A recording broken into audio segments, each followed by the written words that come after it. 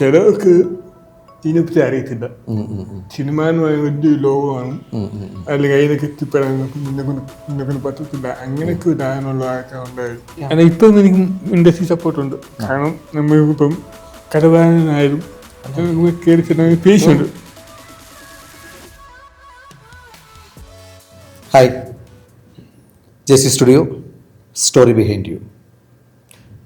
ഇന്നത്തെ ജനതയോട് എനിക്ക് പറയാനുള്ളൊരു കാര്യം, നമുക്കെല്ലാവർക്കും എല്ലാം തന്നിട്ടുണ്ട്. എന്നാൽ ഇന്ന് ഈ ലോകത്ത് തൻ്റെ പരിമിതികൾ, ആ പരിമിതികൾക്കുള്ളിൽ നിൽക്കുന്ന ആളുകളും നമ്മുടെ ചുറ്റുപാടുമുണ്ട്. പക്ഷെ നിങ്ങളൊരു കാര്യം മനസ്സിലാക്കുക, ആ പരിമിതികൾക്കുള്ളിൽ നിന്നുകൊണ്ട് തൻ്റെ വൈയായിക എന്ന് പറയുന്ന ഒരു പരിമിതിയിൽ നിന്നുകൊണ്ട് ഒരു വ്യക്തി ഇന്ന് ലോകത്തിൻ്റെ നെറുകയിലേക്ക് നടന്ന് കയറിക്കൊണ്ടിരിക്കുകയാണ്.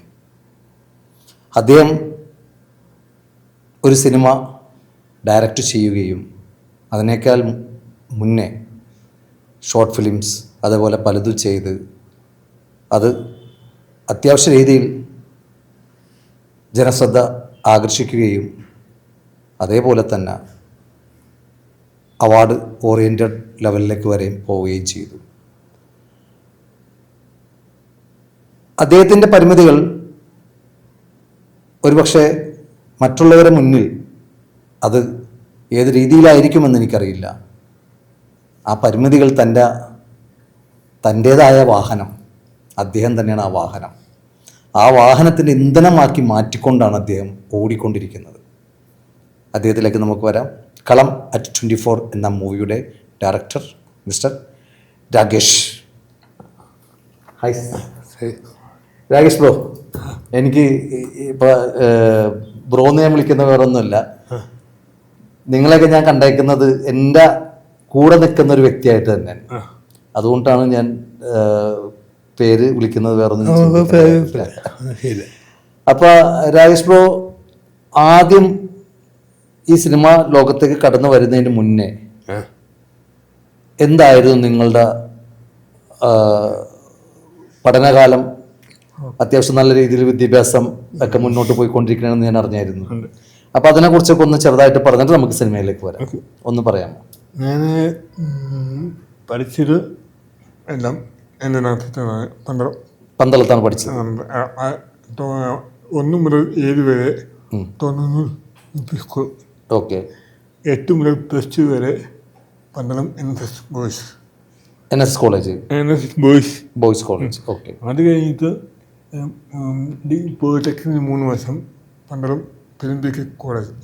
ഓക്കെ. അതിനുശേഷം പ്രൈവറ്റായിട്ട് ഡിഗ്രി എടുത്തു. അതും പന്തളം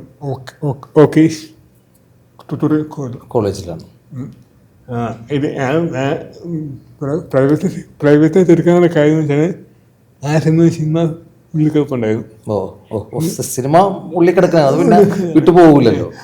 പോയിട്ട് കഴിഞ്ഞപ്പോൾ സിനിമയിലേക്ക് തന്നെ പോകാൻ തീരുമാനിച്ചു. അപ്പം ഒരു ഡിഗ്രിയും ഉണ്ടെങ്കിൽ കുറച്ചുകൂടെ ജോലിയൊക്കെ. അങ്ങനെ ഞാൻ ഡിഗ്രി പ്രൈവറ്റ് എടുത്തത്. ഞാൻ ഡിഗ്രി എടുത്തു. അതിനൊപ്പം എൻ്റെ ഈ ഫീസ് കൊണ്ടുപോയി പ്രൈവറ്റ് ആകുമ്പം നമുക്ക് ക്ലാസ് അറ്റൻഡ് ചെയ്യുന്ന വിഷയമില്ല, പരീക്ഷ മതിയാക്കി അങ്ങനെ. ആ ഒരു ഡാനാച്ച് നമ്മൾ പ്രൈവറ്റായിട്ട് ഡിഗ്രി. അതിനുശേഷം PG എടുക്കാൻ ശ്രമിച്ചു.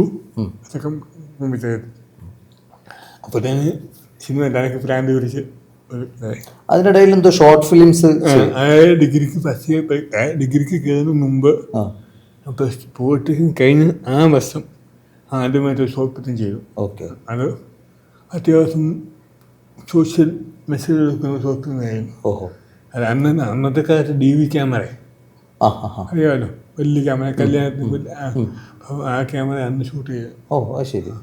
അത് വലിയൊരു എക്സ്പീരിയൻസ് ആയിരുന്നു. അതിന് അഭിനയിക്കുകയും ചെയ്തു. ആണോ? ഓക്കെ. അതിപ്പോ നിങ്ങൾ ചെയ്ത് കളം 24 നിങ്ങൾ അഭിനയിച്ചല്ലോ. നിങ്ങൾ ഗുരുവില്ലാന്നാണ് പറയുന്നത്. അപ്പൊ ഓക്കെ, അതിന്റെ അകത്തും നിങ്ങൾ, ഞാൻ കണ്ട മൂവിയാണ്, എനിക്കറിയാം. ഒരു ഷോർട്ട് ഫിലിം അല്ലല്ലോ ചെയ്തത്? 4 ചെയ്തു. അതിനെന്തോ ഒരു അവാർഡ് അങ്ങനെ എന്തോ ഓരോരുത്തത്തിന് സംസ്ഥാന പ്രത്യേക പരിഗണനം. ഫിഫ്ത് കേടാ. പിന്നെ പത്മനാഭ പുരസ്കാരത്തിന് മികച്ച ഷോപ്പിന് 10 ഒരെണ്ണം. ആ അതിനും അവാർഡ് കിട്ടിയത്. പിന്നെ പത്മരാജൻ പുരസ്കാരം 10 ഷോപ്പിന് ഏറ്റവും മികച്ച 10 ഷോപ്പിന് ഒരെണ്ണം. പിന്നെ അത് കഴിഞ്ഞിട്ട് നമ്മുടെ കപ്പ TV അവാർഡ്, ആദ്യമായിട്ട് മ്യൂസിക്കൽ അവാർഡ് കിട്ടിയിട്ടുണ്ട്. പിന്നെ കൊച്ചി ഫെസ്റ്റിവലിൻ്റെ ഒക്കെ കുറച്ച് അവാർഡ് കിട്ടിയിട്ടുണ്ട്. അപ്പൊ അങ്ങനെ 4 ഷോർട്ട് ഫിലിമാണ്, 5 ആൽബം ചെയ്തിട്ടുണ്ട്. ഓക്കെ. ഏതൊരു ആൽബത്തിന് ഞാൻ സംഗീതം ചെയ്തു, ഇത് പണ്ട് കാലഘട്ടത്ത് തിരക്കഥ, സംഭാഷണ, സംവിധാനം ബാലേന്ദ്ര മേനോൻ സാർ കാണിക്കുന്ന പോലെ എല്ലാം നിങ്ങൾ തന്നെയാണെന്ന് പറയുന്നത്. അതൊരിക്കലും ആഗ്രഹമില്ല. അത് അന്ന് ഞാൻ നമ്മുടെ കൊറോണക്ക് മുമ്പാ ആ സമയത്ത് ചുമ്മാ ഒരു പാട്ട് എൻ്റെ ഒരു ചെയ്തി അതിന് ട്യൂൺ ചെയ്തു. ഓക്കെ. അത് ട്യൂൺ ചെയ്തു. പിന്നെ എൻ്റെ വിഷയം ചെയ്തു. ഓക്കെ. അനശ്വരി തോന്നുന്നത് ട്യൂണാണ്. ഓക്കെ. എന്താ ഉദ്ദേശം സംഭവം വേണ്ട. പിന്നെ അത്യാവശ്യം നല്ല വിദ്യാർത്ഥി ചെയ്തിട്ടുണ്ട്. ഈ 5 ആൽബവും 4 ഷോർട്ട് ഫിലിമാണ് ആദ്യം ചെയ്തത് അല്ലേ? ഈ 5 ആൽബത്തിലും അഭിനയിച്ചിട്ടുണ്ടാവുന്ന 5 ആൽബത്തിലും ഇല്ല.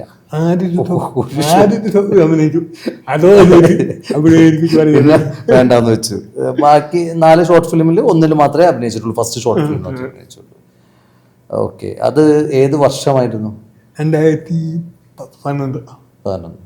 അപ്പൊ 2011 ഈ ഒരു ഫിലിം ഇൻഡസ്ട്രിയിലേക്ക് ഷോർട്ട് ഫിലിമിലൂടെയും ആൽബത്തിലൂടെയാണ് കടന്നു വരുന്നത് അല്ലേ? ആ സമയത്ത് എന്തായിരുന്നു വീട്ടുകാരുടെ ഒരു അഭിപ്രായം? എന്തായിരുന്നു വീട്ടുകാർ പൊതുവെ എന്തായിരിക്കും, വിദ്യാഭ്യാസമുണ്ട്, എവിടെയെങ്കിലും ഒരു ഗവൺമെന്റ് ജോലി നോക്കിക്കൂടെ എന്ന് പറഞ്ഞില്ലേ? ഒരു ഗവൺമെന്റ് ജോലിക്ക് പോകണം, അത് ചെയ്തിട്ട് നീ ഇതിലേക്ക് പോകും. പക്ഷെ എനിക്കൊരു കാര്യം, അന്ന് ഞാൻ നമ്മൾ ഏതെങ്കിലും ഒരു ജോലി ചെയ്യുകയാണെങ്കിൽ അതിൽ അവിടെ സ്റ്റിക്കായി പോകും. പക്ഷെ പിന്നെ നമുക്കത് ബുദ്ധിമുട്ടാവും എന്ന് വിചാരിച്ചാൽ അന്ന് തീരുമാനിച്ചത്. പിന്നെ ഗവൺമെന്റ് ടെസ്റ്റൊക്കെ ചെയ്തിട്ടുണ്ട്, റാങ്ക് ലിസ്റ്റ് വന്നിട്ടുണ്ട്, പക്ഷെ ജോലി കിട്ടിയിട്ടില്ല. ഇനി കിട്ടുകയാണെങ്കിൽ ശ്രമിക്കാമല്ലോ. 2014 എനിക്ക് ഒരു റാങ്ക് ലിസ്റ്റ് വന്നത്, വേക്കൻസി ഇല്ലെന്നും പറഞ്ഞു, ആ പോസ്റ്റ് ഇല്ല. ഓക്കെ. ഇനി അഥവാ ജോലി കിട്ടുകയാണെങ്കിൽ, ഒരു ഗവൺമെന്റ് ജോബ് കിട്ടിയാൽ സിനിമ എന്നേക്കുമായിട്ട് ഉപേക്ഷിക്കുമോ? അത് അടുത്ത ചുമത്ത് നോക്കാം. ജോലി കിട്ടിയിട്ട് നോക്കാം. ഓക്കെ. അപ്പോ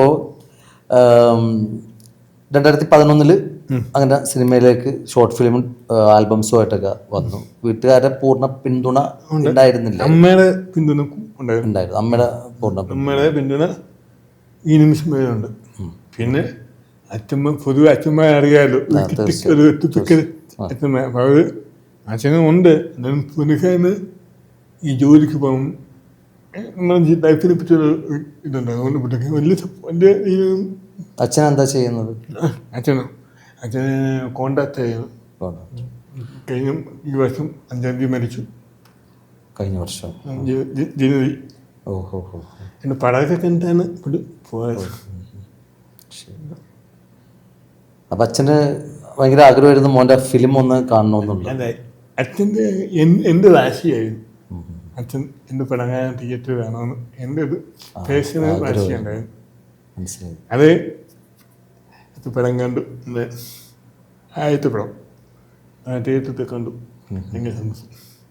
പിന്നെ മനസ്സിലായൊരു പടം പറ്റില്ല. നിങ്ങൾ എത്ര മക്കളാണ്? 2 പിള്ളേർ.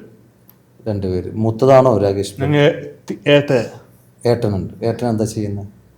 പിന്നെ അവള്, ഞാനാണ് മൂത്തത്. അവള് എന്നെക്കൊട്ട് 15 വയസ്സ്, 15 മിനിറ്റ്.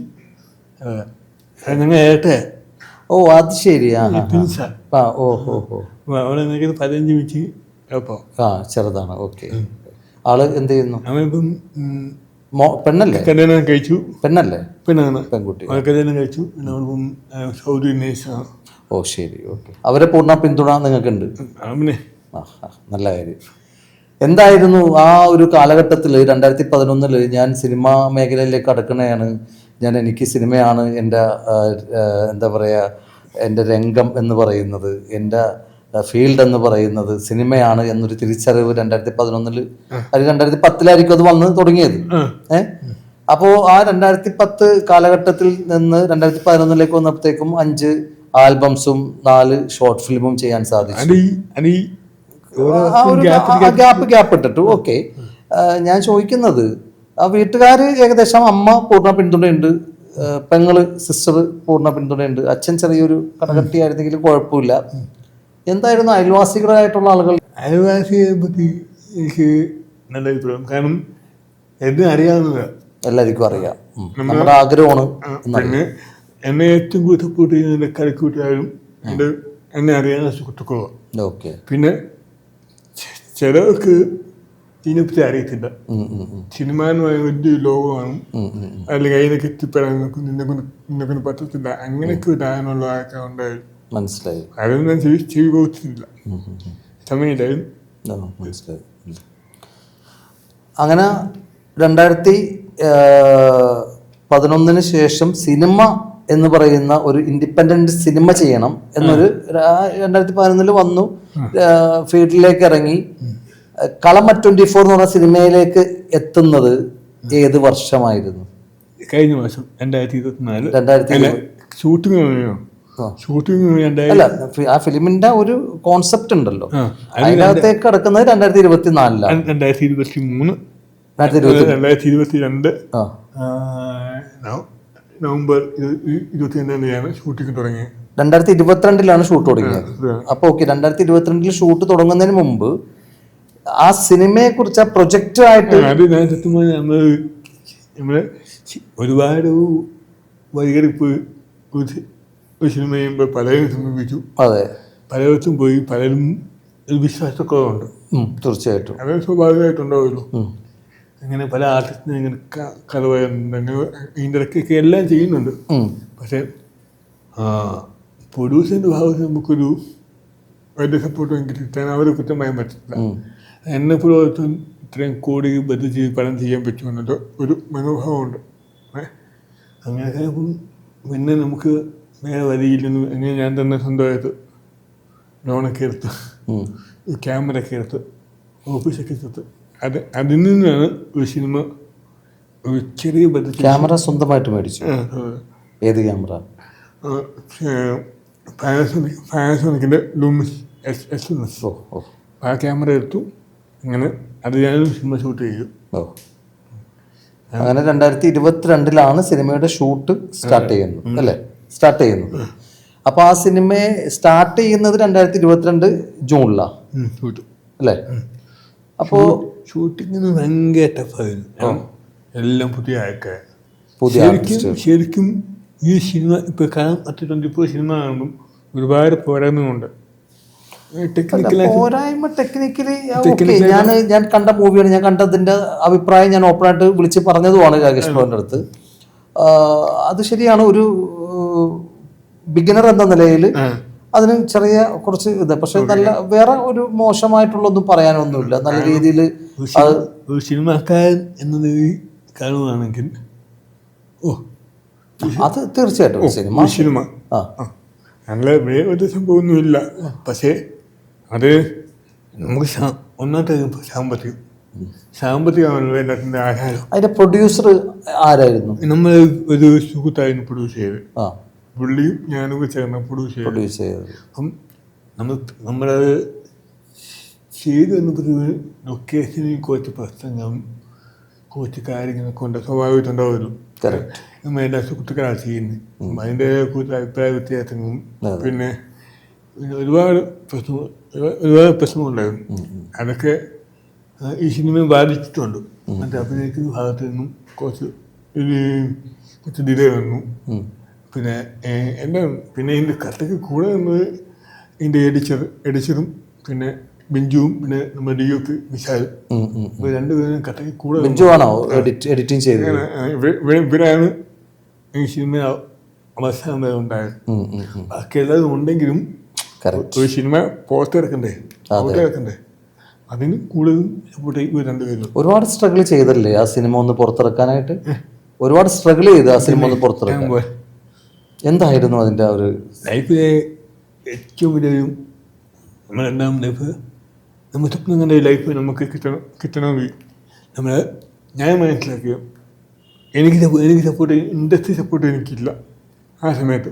ഇൻഡസ്ട്രി സപ്പോർട്ട് ഇല്ല, കാരണം പുതിയൊരു ബിഗിനർ അല്ലേ നമുക്ക്. അപ്പം പിന്നെ ഒരു മെമ്പറായിട്ടുള്ള ഒരു പ്രൊഡ്യൂസർ സൈഡ് ഇല്ല, മെമ്പറായിട്ടുള്ള ഡയറക്ഷൻ സൈഡ് ഇല്ല, ഒരു ചീഫ് അസോസിയേറ്റ് ഇല്ല അല്ലേ, മെമ്പറായിട്ടുള്ള ആരും ഇല്ല. അപ്പൊ പിന്നെ തീർച്ചയായിട്ടും വർക്ക് ചെയ്ത എല്ലാം പുതിയ ആൾക്കാർ. അതായത് ക്യാമറ പിന്നാമ്പുറത്ത് ആദ്യഭാഗത്ത് നിൽക്കുന്ന ആൾക്കാരുണ്ട്, സ്റ്റൈലും ആക്ടിങ് സ്റ്റൈലും. അപ്പം അതിൻ്റെ ഒരു ബുദ്ധിമുട്ട് അറിയാമല്ലോ. തീർച്ചയായിട്ടും ഇവരൊക്കെ മെയിൻറ്റെയിൻ ചെയ്യണം. ഇതെല്ലാത്തിനും നമ്മളെ കണ്ണും പോകണം. അതിനൊക്കെ ഒരു ബുദ്ധിമുട്ടുണ്ട്. ആ ബുദ്ധിമുട്ടൊക്കെ സിനിമയെ ബാധിച്ചിട്ടുണ്ട്, ഇല്ലെന്ന് ഞാൻ പറയുന്നില്ല. പിന്നെ എന്താ പറയുക, നേരത്തെ എൻ്റെ ഷൂട്ടിംഗ് എല്ലാം കഴിഞ്ഞു. ഷൂട്ടിംഗ് തീർക്കാൻ എനിക്ക് 3 മാസം സമയം കിട്ടും. 3 മാസം സമയം എടുത്താൽ ഇടയ്ക്ക് ബ്രേക്ക് മനസ്സിലായി. മൊത്തം 26 ദിവസം ഷൂട്ട് ചെയ്തു. 26 ദിവസം ഷൂട്ട് ചെയ്തു. ആദ്യം കഴിഞ്ഞുള്ള വലിയ ടാസ്ക്കാണ് ജീവിതത്തിൽ. ഇതേപോലെ തന്നെ അവസാനിക്കും എന്നൊരു ചോദ്യം ഉണ്ടായിരുന്നു. കാരണം നമ്മൾ ഇതിൻ്റെ എല്ലാം കഴിഞ്ഞിട്ട് ഒരു വർഷമായി. അപ്പം ഒരു വർഷമായിട്ട് ഇത് മൂവ് ആവുന്നില്ല. മനസ്സിലായി. ഇതിൻ്റെ ഇടയ്ക്ക് വേറെ പ്രശ്നങ്ങളുണ്ട്, ഞാൻ പറയാൻ ആഗ്രഹിക്കുന്നില്ല. അത് വേറെ ഒരു ചതിയുടെ കഥ. ഒരാളെ വിശ്വസിക്കുക. നമ്മൾ ഒരാളെ വിശ്വസിക്കുമ്പം എൻ്റെ ഫോളത്തെ എന്താണെന്ന് എനിക്കെല്ലാം അറിയില്ല. അതെ. അപ്പം അതെങ്ങനെയാണ് ഞാൻ ചെയ്തേക്കുന്നതെന്ന് എനിക്ക് മാത്രമേ കിട്ടണം. എന്താ ഞാൻ കമ്മ്യൂണിക്കേറ്റ് ചെയ്യുന്ന വിഷയം, അത് ഏത് രീതിയിൽ വേണം എന്നൊക്കെ ഞാനാണ് ഡിസൈൻ ചെയ്തത്. അത് മറിച്ചിട്ട് വേറെ രീതിയിലൊക്കെ ചെയ്യാനൊക്കെ ചില ആൾക്കാർ ശ്രമിച്ചു. പക്ഷെ അത് നമ്മളെ വിശ്വാസം അത് തെറ്റിപ്പോയി. അത് പിന്നെ അവിടെ നിന്ന് കയ്യിൽ നിന്നെല്ലാം പോയി. പിന്നെ നമ്മൾ ഇപ്പം ഇനിയും രണ്ടാമത് വീണ്ടും എഡിറ്റ് ചെയ്യാനൊക്കെ തുടങ്ങി.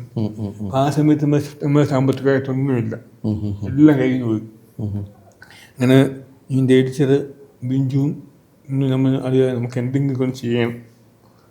അതിനകത്തിപ്പോൾ നിങ്ങൾ എനിക്ക് വാങ്ങി ഞാൻ എഡിറ്റ് ചെയ്ത് കംപ്ലീറ്റ് ചെയ്യാം, ബാക്കി നമുക്ക് നോക്കാം. അങ്ങനെ രണ്ടാമത് വീണ്ടും എഡിറ്റിങ് തുടങ്ങി. അത് ഞാൻ എന്താണ് കമ്മ്യൂണിക്കേഷൻ ചെയ്യാൻ ഉദ്ദേശിക്കുന്ന കഥ കിട്ടി. ആ രീതി എഡിറ്ററിനെ കുറിച്ച് നമ്മൾ തമ്മിൽ ഇടയ്ക്കൊന്ന് ഡിസ്കസ് ചെയ്ത കാര്യമാണ്.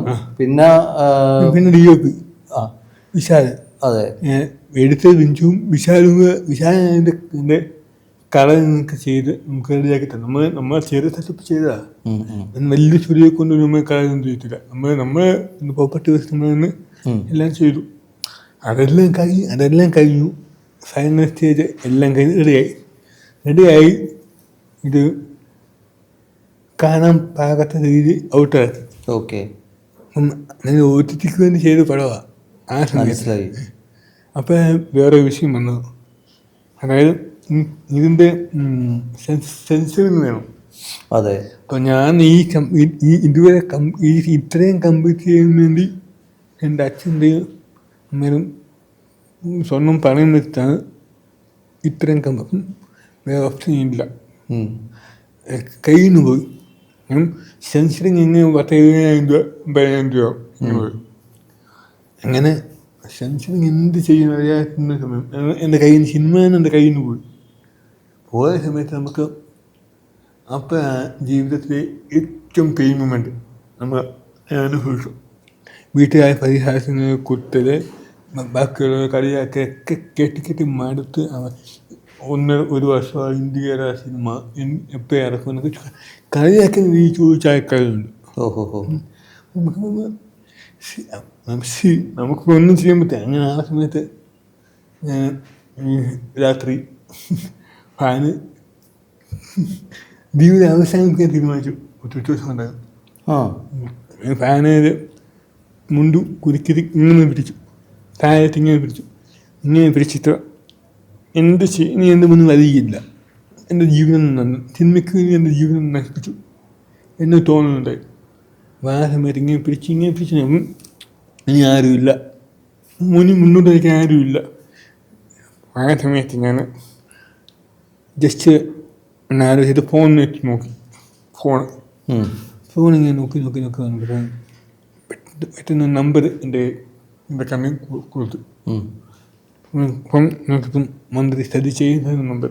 അത് ഞാൻ കേട്ടിട്ടുണ്ട്. മന്ത്രി സജി ചെറിയ സാറ് നല്ല രീതിയിൽ നിങ്ങളെ സപ്പോർട്ട് ചെയ്തിട്ടുണ്ട്. അപ്പോൾ സജി ചെയ്യുന്നത് കാണണം പല സുഹൃത്തുക്കളും പറയുന്നുണ്ട്. പക്ഷേ അവരൊക്കെ വലിയ ആൾക്കാരൊന്നും കാണാൻ പറ്റുമെന്നത് തോന്നുന്നുണ്ടായിരുന്നു. അപ്പോൾ ആ സമയത്ത് സജി ചെയ്താണ്. അങ്ങനെ പിറ്റേ ദിവസം രാവിലെ ഒരു അമ്പലത്തിൽ പോയി. തൊഴുത്തു. അത് സീസൺ അമ്പലത്തിൽ പോയി തൊഴു. അവിടെ നിന്ന് ഞാൻ നേരെ പുള്ളി പോയി കണ്ടു. ഞാൻ എൻ്റെ കാര്യങ്ങൾ എല്ലാം പറഞ്ഞു. ഞാനും വേറെ സുഹൃത്തും ഉണ്ടായിരുന്നു. പുള്ളി നീ സിനിമ ചെയ്തോ? കൊള്ളത്. ഇപ്പം നിനക്ക് എൻ്റെ ആവശ്യം ചോദിച്ചു. സാറേ എനിക്ക് സെൻസറിങ്ങിനെ കുറിച്ച് പ്രശ്നമാണ്, എനിക്ക് കുറച്ച് ഫണ്ട് വേണം. എത്ര വേണം? 1 ലക്ഷം വേണം. ശരി. പുള്ളി എല്ലാം വാങ്ങിച്ചു. ഒരു 2 മാസത്തിൽ എനിക്ക് ഫണ്ട് അനുവദിച്ചു. ആ ഫണ്ട് വെച്ച് ഞാൻ പണം ഒരു സെൻസർ ചെയ്തു. പിന്നീട് അങ്ങോട്ട് ടേക്ക് ഓഫാണ്. മന്ത്രി ശൈശയ ഇടപെട്ട സ്ഥിതിക്ക് കേരളത്തിലെ 8 സർക്കാരിൻ്റെ 8 തിയേറ്ററിയും പണം റിലീസ് ചെയ്യാൻ പറ്റി. സാധാരണഗതി ഒരു പണം റിലീസ് ചെയ്യുന്നെങ്കിൽ, തിയേറ്റർ റിലീസ് ചെയ്യുന്നെങ്കിൽ ചിത്രാഞ്ജലി പാക്കേജ് ഉള്ളതൊക്കെ ചെയ്യാൻ പറ്റും. അപ്പം മന്ത്രി ഇടപെട്ട കേസായതുകൊണ്ട് സ്പെഷ്യൽ കൺസെഷൻ എന്ന രീതിയിൽ 8 തിയേറ്റർ പടം ഇറങ്ങി. അത് അത്യാവശ്യം നല്ല രീതിയിൽ 3 ആഴ്ച ഓടി. അങ്ങനെ ഒരു വാർത്തയൊക്കെ ഉണ്ടായി. അതൊക്കെ പിന്നെ ഇവിടെ എത്തി. അല്ല, അത് തീർച്ചയായിട്ടും നല്ലൊരു കാര്യം തന്നെയാണ്. കാരണം ഞാൻ അറിഞ്ഞ ഒരു സംഭവമാണ്, ശ്രീ സജി ചെറിയാൻ സാറ് നിങ്ങളെ വളരെയേറെ സപ്പോർട്ട് ചെയ്ത് നിങ്ങൾക്ക് സാമ്പത്തിക സഹായം പിന്നെ ബന്ധുമാണോ അവർ സപ്പോർട്ട് ചെയ്തു. പിന്നെ എൻ്റെ പടം തിയേറ്റർ എന്നോടൊപ്പം വന്ന് കാണുകയും ചെയ്തു. എനിക്ക് അഭിപ്രായം പറഞ്ഞു. അപ്പോൾ അത് നല്ല കാര്യമില്ലേ? കാരണം ആ ഒരു സപ്പോർട്ടിങ് നിങ്ങൾക്ക് കിട്ടിയെന്നുള്ളതാണ്. തീർച്ചയായിട്ടും. അതിനുശേഷം എനിക്ക് തോന്നുന്നു കളം @24 എന്ന് പറഞ്ഞ മൂവി പിന്നീട് ഗവൺമെന്റിന്റെ തന്നെ OTT പ്ലാറ്റ്ഫോമായിട്ടുള്ള സി സ്പേസിൽ അത് റിലീസാവുകയും ചെയ്തു. ഞാൻ അതിൽ നിന്നാണ് സിനിമ കണ്ടത്. വ്യക്തിപരമായിട്ട് എനിക്ക് വേറെ ഒരു ബുദ്ധിമുട്ടൊന്നും ആ സിനിമയെ കുറിച്ച് കണ്ടു കഴിഞ്ഞപ്പോൾ എനിക്ക് തോന്നിയിട്ടില്ല.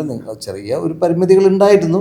അത് സാമ്പത്തികമായിട്ടുള്ള വിഷയവും പിന്നെ ഒരു എക്സ്പീരിയൻസ് കുറവ് എനിക്കത്. കാരണം അതിൽ ആർട്ടിസ്റ്റ് ആണെങ്കിലും ടെക്നിക്കൽ ബേസ് ചെയ്ത് നോക്കുകയാണെങ്കിലും ടെക്നിക്കൽ സൈഡ് ആണെങ്കിലും എനിക്ക് അത്രയും ചെറിയ ഒരു പിന്നെ ഒരു പുതുമുഖ ഒരു തുടക്കക്കാരൻ എന്ന നിലയിൽ നിങ്ങൾ രാകേഷ് ബ്രോ എന്ന് പറയുന്ന വ്യക്തി താങ്കളുടെ പരിമിതികൾക്കുള്ളിൽ നിന്നുകൊണ്ടിട്ടാണ് അങ്ങനെ ഒരു സിനിമ ചെയ്തത് അല്ലേ? അതിനൊരിക്കലും ഒരു കുറവായിട്ട് നമുക്ക് കാണാൻ പറ്റില്ല. അങ്ങനെ ഒരു സിനിമ നിങ്ങൾക്ക് ചെയ്യാൻ സാധിച്ചു, അത് ഒരിക്കലും ഒരു കുറവായിട്ട് നമുക്കത് കാണാൻ സാധിക്കുന്നില്ല. നല്ലൊരു മൂവിയായിട്ട് തന്നെ ഞാനതിനെ വിലയിരുത്തിയത്. പിന്നീട് ആ ഒരു സിനിമ കളം @24 നിങ്ങളിടക്ക് ഇതുപോലെ സാമ്പത്തിക ഷൂട്ട് നടക്കുന്ന സമയത്ത് എന്തെങ്കിലും സാമ്പത്തിക ഇഷ്യൂ ഉണ്ടായിട്ട് നിർത്തേണ്ടി വന്നിട്ടുണ്ടോ? ഓ അപ്പൊ ഏത് ഇയറാണ് ഷൂട്ട് കംപ്ലീറ്റ് തീർത്തത്? 2022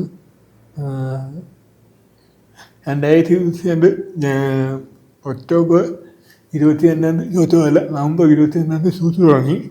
22 ഷൂട്ട് തുടങ്ങി 3 ഷെഡ്യൂളായിട്ട് തീർത്തത്. ഓക്കെ. 2022 ഫെബ്രുവരി 9 ഷൂട്ട് തീർത്തു. 23 വലിയൊരു എന്താ പറയുക ടൈം പീരീഡ് ഒന്നും പറയാനില്ല. കാരണം പല സിനിമകളും 2, 3, 4, 5 വർഷം കൊണ്ട് തീർക്കുന്ന സിനിമകളുണ്ട്. അത് വെച്ച് നോക്കുമ്പോൾ നിങ്ങൾ 1 ഇയർ എടുത്തു. ആ ഒരു ഇത് അങ്ങനെ 2023 തീർത്തു. പക്ഷെ റിലീസ് ചെയ്യാൻ വേണ്ടിയിട്ട് കുറച്ച് ടൈം എടുത്തു അല്ലേ? റിലീസിങ്ങിലേക്ക് എത്താൻ വേണ്ടി കുറച്ച് ടൈം എടുത്തു. 2025 വരെ വെയിറ്റ് ചെയ്യില്ല, 2025 വരെ വെയിറ്റ് ചെയ്യില്ല. 24 കഴിഞ്ഞ വർഷം നമ്മൾ അതിന് ശേഷമാണ്, നമ്മൾ റിലീസിന് ശേഷമാണ്, നമ്മൾ OTT പ്ലാറ്റ്ഫോമിൽ റിലീസ് ചെയ്യുന്ന സമയത്താണ് നമ്മൾ തമ്മിൽ കണക്ട് ആയത്. കറക്റ്റ്. അങ്ങനെ ആ ഒരു മൂവി പാറ്റേണിൽ ഇങ്ങനെ പോയിക്കൊണ്ടിരിക്കുന്നു. നെക്സ്റ്റ് അടുത്ത സിനിമ ഉണ്ട്. അത് ചോദിക്കുന്നത് അടുത്തത് എന്താണ് വലിയ ഒരു സംഭവം. ഞാനത് ഇവിടെ റിവീൽ ചെയ്യുന്നില്ല, നിങ്ങളായിട്ട് ഇപ്പോൾ എനിക്ക് പറഞ്ഞാൽ മതി, ഞാനായിട്ട് പറയുന്നില്ല. മലയാള സിനിമയിലെ പ്രമുഖനായിട്ടുള്ള ഒരു ആർട്ടിസ്റ്റ്, അദ്ദേഹത്തെ കാണാൻ പോയത് ഞാൻ അറിഞ്ഞു.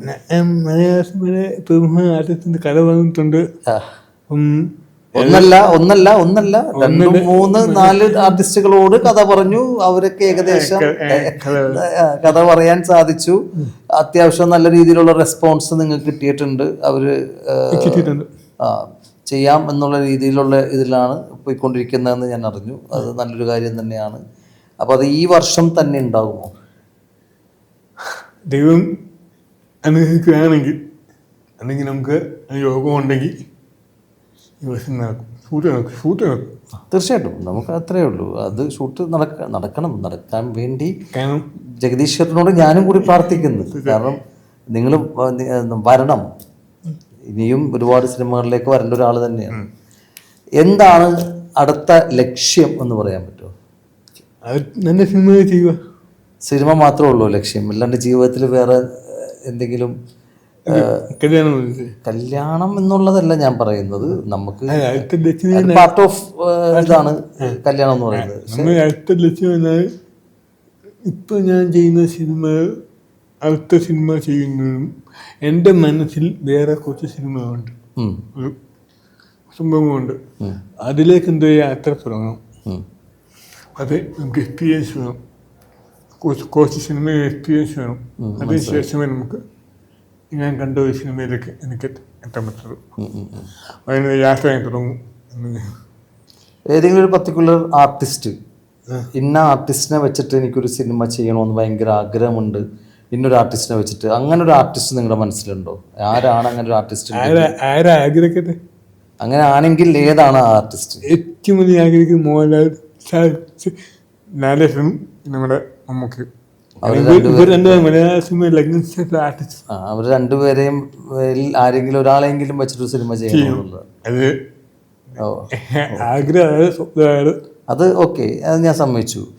ആ ഒരു 2 പേര് കഴിഞ്ഞാൽ നെക്സ്റ്റ് വരുന്ന കുറച്ച് നടന്മാരുണ്ട് മലയാള സിനിമയിലെ യങ്സ്റ്റാർസ് ആയിട്ടുള്ള. പൃഥ്വിരാജ്, ദുൽഖർ, ആസിഫ് അലി, നിവിൻ പോളി, അതേപോലെ തന്നെ ഉള്ള കുറച്ച് ആർട്ടിസ്റ്റുകളുണ്ട്. ഞാൻ ചോദിക്കുന്ന, അങ്ങനെ ഒരാളൊരു സുപ്രഭാതത്തില് നിങ്ങളുടെ ഈ ഒരു ഇന്റർവ്യൂ കണ്ടിട്ട് സാക്ഷാൽ നിവിൻ പോളി തന്നെ, അദ്ദേഹം പുതിയ കഥകൾ പുതിയ ആളുകളിൽ നിന്ന് ക്ഷണിക്കുന്ന ഒരു വ്യക്തിയാണ്. നല്ല സ്റ്റോറികൾക്ക് വേണ്ടി വെയിറ്റ് ചെയ്തിരിക്കുന്ന ഒരാളാണ്. അദ്ദേഹത്തിന്റെ ഒരു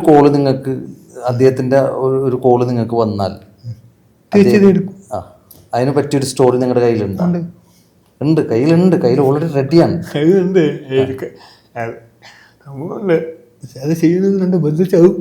ശ്രീ നിവിൻ പോളി, താങ്കൾ ഈ ഒരു ഇന്റർവ്യൂ കാണുകയാണെങ്കിൽ നല്ലൊരു സ്റ്റോറി രാകേഷ് ബ്രോ നിങ്ങൾക്കായിട്ട് റെഡിയാക്കി വെച്ചിട്ടുണ്ട്. അദ്ദേഹത്തെ കോണ്ടാക്ട് ചെയ്യണം, സ്റ്റോറി കേൾക്കണം. വേറൊന്നുമല്ല, ഞാൻ കേട്ടത് ഇന്ന് മലയാള സിനിമയിൽ നല്ല സ്റ്റോറികൾ ഉണ്ടെങ്കിൽ ഞാൻ സ്വീകരിക്കാൻ തയ്യാറാണ് എന്ന് പറഞ്ഞ് യുവനിരയിൽ ഏറ്റവും കൂടുതൽ പുതിയ ആളുകളെ സപ്പോർട്ട് ചെയ്യാൻ നിൽക്കുന്ന ഒരു വ്യക്തിയാണ് നിവിൻ പോളി എന്ന് എനിക്കറിയാം. ഞാനും ആ ലോക്കാരനാണ്, അതുകൊണ്ടാണ് ഓപ്പറേറ്റ് പറഞ്ഞത്. അത് പറഞ്ഞേക്കണമല്ലോ എന്തായാലും. അപ്പോൾ അങ്ങനെ ഒരു നല്ല സ്റ്റോറികൾ നിങ്ങളുടെ കയ്യിലുണ്ട്. പിന്നെ ഞാൻ മനസ്സിലാക്കിയത്, ഞാനിപ്പോൾ പറയുന്നു, ധ്യാനിനെ കാണാൻ പോയിരുന്നത്, ധ്യാൻ ശ്രീനിവാസൻ, അതും നല്ലൊരു വ്യക്തിയാണ്. അത് പിന്നെ കഥയുണ്ട്. കഥ മുമ്പ് 2016 ഞാനും എൻ്റെ സുഹൃത്തും ഞങ്ങൾ 2 പേര് അന്ന് വിനീത് കാണാൻ വേണ്ടി പോയ. വിനീത് ശ്രീനിവാസൻ, ഓക്കെ. പുള്ളിക്കാരന് അസിസ്റ്റന്റ് ആയിട്ട് ആകാൻ പറ്റുമോ എന്ന് അറിയാൻ വേണ്ടി ഞാൻ പുള്ളിയുടെ അസിസ്റ്റന്റ് ആവാൻ പറ്റുമോ എന്ന് അറിയാൻ വേണ്ടിയിട്ടാണ് പോയത്. അന്ന് ഞങ്ങൾ പോയി, പുള്ളിയെ വീട്ടിൽ പോയി. എൻ്റെ ഭാഗ്യത്തെ കൊണ്ട് പുള്ളിയെ കാണാൻ പറ്റിയില്ല. നിങ്ങളുടെ ഭാഗ്യം കൊണ്ട് കാണാൻ പറ്റിയായിരുന്നു? ഞാൻ പുള്ളി വന്നതോടായില്ല, പോയി. ഓക്കെ. അത് ഞാൻ തിരിച്ചു വന്നു. പിന്നീട് അതേ വീട്ടിൽ അന്ന് പോയ അതേ ബൈക്കിൽ എവിടെയാണ് പോയത് നിങ്ങൾ? എവിടെ പോയിട്ടാണ്? എറണാകുളത്ത് നമ്മുടെ തൊട്ടനക്ക് സ്ഥലം തൊട്ടനക്ക് കാണാം. ശരി. അന്ന് പോയ അതേ ബൈക്കിൽ അന്ന് കൂടുന്ന അതേ കൂട്ടുകാരനും ഞാനും വീണ്ടും പോയി. ഓക്കെ. അന്ന് പിള്ളേർ വീട്ടിൽ പോയി കഥ പറഞ്ഞു. വിനീത് ശ്രീനിവാസനോ? ഡാൻ ശ്രീനിവാസനോ? വർഷങ്ങൾക്ക് ശേഷം പോയി. 9 വർഷങ്ങൾക്ക് ശേഷമാണ് വീണ്ടും പോകുന്നത്. റൈറ്റ്. ഓക്കെ. കഥ പറഞ്ഞു. കഥ കൊണ്ട് ഇഷ്ടപ്പെട്ടു. ഒന്നും ഇരിക്കാനുണ്ട്. ഓക്കെ.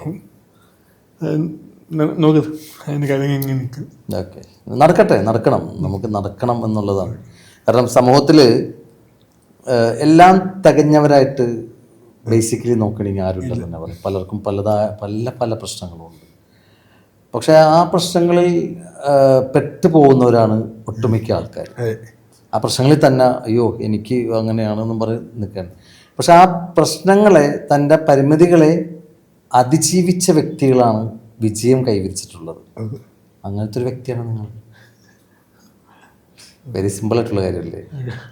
അപ്പോൾ നിങ്ങൾ അങ്ങനത്തെ ഒരു വ്യക്തിയാണ്. അപ്പോൾ ആ പരിമിതികളെ അതിജീവിച്ച് വിജയിക്കണം, ഇനിയും വിജയിക്കണം. അപ്പോൾ അങ്ങനെ വിജയിക്കാനായിട്ട് ഇന്ന് ചിലപ്പോൾ സപ്പോർട്ടിങ് തരുന്നത് ഒരു ഡാൻ ശ്രീനിവാസനായിരിക്കാം. ഇപ്പം എനിക്ക് ഇൻഡസ്ട്രി സപ്പോർട്ടുണ്ട്. കാരണം നമ്മളിപ്പം കടവാനായാലും പേശുണ്ട്. അതിശയകരമായിട്ടുള്ള കാര്യം എന്താണെന്ന് വെച്ചാൽ, നിങ്ങളിന്ന് ഇവിടെ വന്നിരുന്നപ്പോൾ തന്നെ ഇവിടുത്തെ പിള്ളേരോട് ഞങ്ങൾക്കറിയാം, ഞങ്ങൾ കണ്ടിട്ടുണ്ട്. നിങ്ങളെ കണ്ടപ്പോൾ തന്നെ എൻ്റെ സുഹൃത്ത് ജിൻഡോ ഡയറക്ടറാണ്, അദ്ദേഹം പറഞ്ഞു പുള്ളി ഞാനൊന്നൊന്നുമില്ല കേട്ടോ, പുള്ളി ഭയങ്കര പവർഫുള്ളായിട്ടുള്ള മനുഷ്യനാണ്, സോഷ്യൽ മീഡിയ ഒക്കെ നല്ല സപ്പോർട്ടുള്ള ഒരാളാണ്, നിങ്ങളറിയാം. പക്ഷെ നിങ്ങൾക്ക് ഞങ്ങളറിയാൻ പാടില്ല. അതാണ് സത്യം. നിങ്ങൾക്ക് ഇവിടുത്തെ പിള്ളേരാരും അറിയില്ല. ഒരുപക്ഷെ എന്നെ അറിയാം, എൻ്റെ വൈഫിനെ അറിയാം, ജിൻഡോനെ നിങ്ങൾക്കറിയില്ല. അദ്ദേഹം ഡയറക്റ്റ് ചെയ്തൊരു സിനിമ ഇന്ന് പോപ്പുലർ ആയിക്കൊണ്ടിരിക്കുന്ന ഒരു മൂവിയാണ്, അവാർഡുകൾ നേടിക്കൊണ്ടിരിക്കുന്ന ഒരു മൂവിയാണ്. പക്ഷെ ആനയുടെ വലിപ്പം അറിയില്ല എന്ന് പറഞ്ഞ പോലെയാണ് നിങ്ങൾക്കൊരു തീർച്ചയായിട്ടും വില. ഞാൻ നമുക്ക് ഉള്ളത് സാധാരണക്കാർ അതായത് ഈ ഓട്ടോ ഓടിക്കുന്നതും ബസ് ഓടിക്കുന്നതും അങ്ങനെയുള്ള കുറെ ആൾക്കാരുണ്ട്. തീർച്ചയായിട്ടും. കാരണം നമുക്ക് എപ്പോഴും ജനപിന്തുണ എന്ന് പറയുന്നത് സാധാരണക്കാർ തന്നെയാണ് വേണ്ടത്. സാധാരണക്കാർ കൂടുതൽ സപ്പോർട്ട് ചെയ്യുന്നത് ഒരു മിഡിൽ ക്ലാസ് ഫാമിലി നല്ല രീതിയിൽ സപ്പോർട്ട് ചെയ്യണം. ഇവിടെ ചെന്നാലും അവരെ ഇങ്ങോട്ട് വന്ന് സംസാരിക്കും, ഇവരെ കണ്ട് നല്ല പരിചയമുണ്ടല്ലോ എന്ന് ഓർക്കും. സിനിമ അതൊക്കെ ഭയങ്കര സന്തോഷമാണ്. പിന്നെ അംഗീകരിക്കാത്തതുണ്ട്.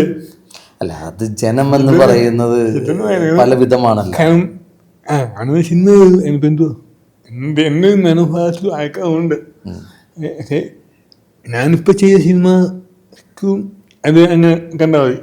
പക്ഷെ നെക്സ്റ്റ് സിനിമ ഈ പറയുന്ന ചിന്താഗതിയൊക്കെ മാറും. പുതിയ സിനിമയിലേക്ക് വരുമ്പോൾ സത്യമായിട്ടും അത് മാറണം. ഈ കാരണം എന്താന്ന് വെച്ചാൽ, ആദ്യത്തെ സിനിമ എന്ന് പറയുന്നത് അതൊരു നമ്മള് അടയാള ഫിലിം സ്റ്റുഡിയോ പോയിട്ട് പഠിച്ചിട്ടോ അല്ലെങ്കിൽ വേറെ ഏതൊരു ഫിലിം സ്റ്റുഡിയോ പോയിട്ട് പഠിച്ചിട്ടോ ഒന്നും അല്ലല്ലോ വന്നേക്കുന്നത്. നമ്മുടെ ആഗ്രഹം കൊണ്ടിട്ടൊരു സിനിമ ചെയ്യണേ. അങ്ങനെ ആഗ്രഹം കൊണ്ടിട്ട് ഞങ്ങളും ഒരു ഷോർട്ട് ഫിലിം ആദ്യം ചെയ്തത് ആഗ്രഹം കൊണ്ട് ചെയ്ത വർഷങ്ങൾക്ക് മുന്നേ. നല്ലൊരു സ്റ്റോറി ആയിരുന്നു, പക്ഷെ നമ്മളുടെ ലിമിറ്റേഷൻസ് അതിനകത്തുണ്ടായിരുന്നു. അപ്പൊ അതുകൊണ്ട് ഇത് ആഗ്രഹം കൊണ്ടിട്ടാണ്, ഒരാഗ്രഹം കൊണ്ട് ചെയ്തേക്കുന്നത്. പക്ഷെ അതിൽ നിന്നൊരു വലിയൊരു പാഠം നിങ്ങൾ പഠിച്ചു. പിന്നെ ഇനി നിങ്ങൾ ചെയ്യുന്ന ഓരോ ഫ്രെയിമും ഒരുപക്ഷെ നിങ്ങൾ വേണമെങ്കിൽ അത് വരച്ചിട്ടായിരിക്കും ചെയ്യുന്നത്, അല്ലേ? ഓക്കെ. ഈ കളമ 24 എന്ന് പറഞ്ഞ മൂവിയുടെ സ്റ്റോറി ആരുടേതായിരുന്നു? അത് എഴുതാനുള്ള സാഹചര്യം എന്തായിരുന്നു? ഞങ്ങൾക്ക് പെട്ടെന്ന് സിനിമ ചെയ്യണം, എല്ലാ ക്യാമറയൊക്കെ ഉണ്ട്. അപ്പം നമ്മൾ ബന്ധത്തിൽ നിൽക്കുന്ന ഒരു സിനിമ ചെയ്യണം എന്നിങ്ങനെ ആരോ സമയത്ത് ചെറിയ ശബ്ദത്തിൽ ചെയ്യാം എന്നും വിചാരിച്ചാൽ അങ്ങനെ കുറേ ശബ്ദത്തിൽ ആലോചിച്ചു. ഒന്നും നമ്മൾ കയ്യിലിരിക്കത്തില്ല. അങ്ങനെ നമ്മൾ ആലോചിച്ചു. ഞാൻ ടി വിക്കകത്ത് ന്യൂസ് കണ്ടു. ആ ന്യൂസ് കണ്ടപ്പം ഈ ന്യൂസ് ഇതിപ്പോഴും നടക്കുന്നുണ്ടല്ലോ എന്ന് ചിന്താഗതി.